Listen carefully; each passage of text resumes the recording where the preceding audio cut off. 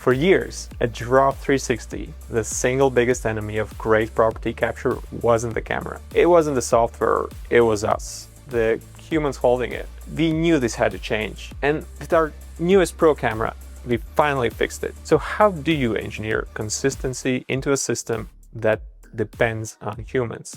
To answer that, we need to go back to where this all started. I'm Jānis, I'm the VP of Engineering here in Giraffe360, and I've been here since day one. This is the very first camera Giraffe360 ever created. We called it Alfred. So we were tackling a problem the industry had, whereas the quality wasn't good enough in ways how you would view properties. Well, this was our attempt to make things faster, more controlled, with a lower cost. Well, this camera, very likely you haven't seen it, because we made 3 of these. So it had only 2 axes, or 2 motions on which we controlled a camera and a lens. And we had just 3 buttons here: a 360 button, still image button, and an on-off button. And that's it. This device wasn't scalable. It was just merely a proof of concept. The camera that we were using is basically an off-the-shelf camera. So we very quickly moved development to a new device. And we call it our 2nd-gen camera. We call it Alfred. In this generation camera, we were looking at ways how we can measure the room, not only take incredible virtual tours. In this camera, we built a laser sensor. And with that, we were able to probe the room in various points to get an approximate feel of how big the space is, with which you could start to think how we might build layouts. It was a good start, but there were big issues with that. This is a point laser, so the likelihood of hitting the wall is very low. So this was not the solution how to do that. There were quite a lot of manufacturing challenges. And by no means we were talking about a product that we can produce at scale. It was essentially an R&D concept that we wanted to showcase the world. This is our 3rd generation camera, and we called it Periscope, like the submarine periscope. But incidentally, at that time, in our local zoo, there was a giraffe born, and it was called Periscope. So we thought it was a fitting name. There were a lot of leaps compared to our previous cameras. We made a deal with Sony that now we have this industrial camera that we can actually control, and we can get data from it reliably.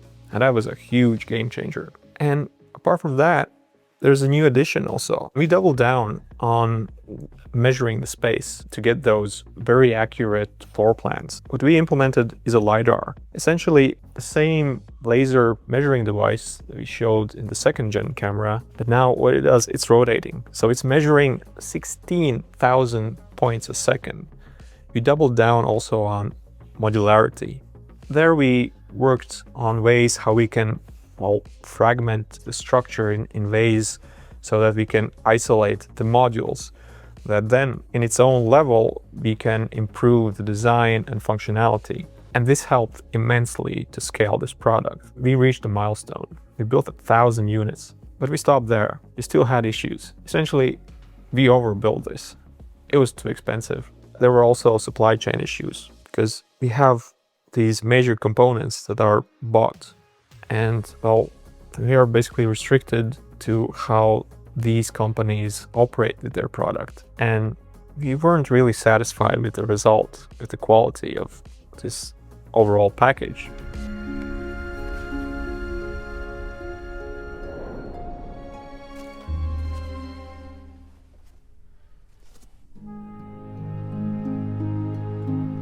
This is our 4th generation camera. We called it the Go Cam. It's a camera that you can just pick it up and use it. Well, there's definitely a lot of things that I'm really proud of. I would say the most intense thing that we've done is create this technical stack. So essentially, this is the main effector that makes the magic happen. And it features a fully capable image sensor with a lens and a LiDAR. So this is all in the same package that a single camera took up in our previous gen. devices. At the module level, we were already thinking how we will assemble this device. And this made a structure that is easy to iterate and easy to fix. So when COVID hit, that was a roller coaster. It was clear that our product will be in demand than ever before. To meet that demand, there's an obvious problem during COVID. You had supply chain issues. And during that, we shined because we had this device completely designed in-house. Therefore, we had complete control over the components we need to source to a level that if there are issues with specific components we need for the PCBAs, for the electronics, we had the flexibility to change out the design to use that component that is in stock. This completely changed how we were able to bring this device to market.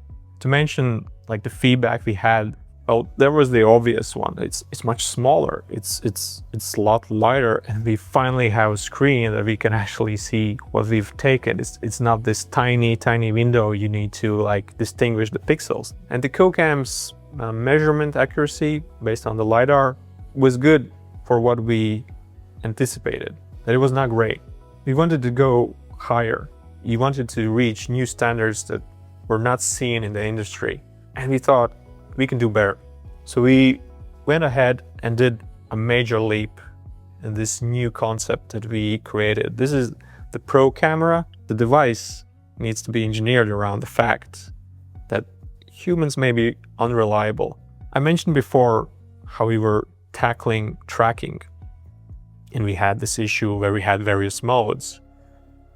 So the GoCam solved it with this orientation that now we can have tracking simultaneously while we have a preview from the actual sensor. Now with the Pro Camera, we went even further by increasing the point cloud density. We have a higher understanding how the device moves in the property.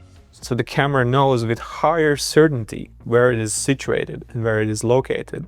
And not only that, in the Pro package, you also get an automatic tripod, which helps immensely with those cases where you have to go through doorways. You have to carry the camera in an awkward angle.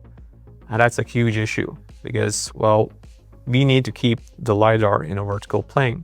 Like one of the additions, virtual drone videos that we have, well, it's a game changer because now with the same product, you don't have to have a drone license now. So you have the same workflow.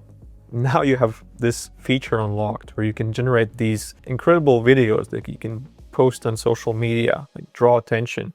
If you want to own a camera like this yourself, click the link in the description.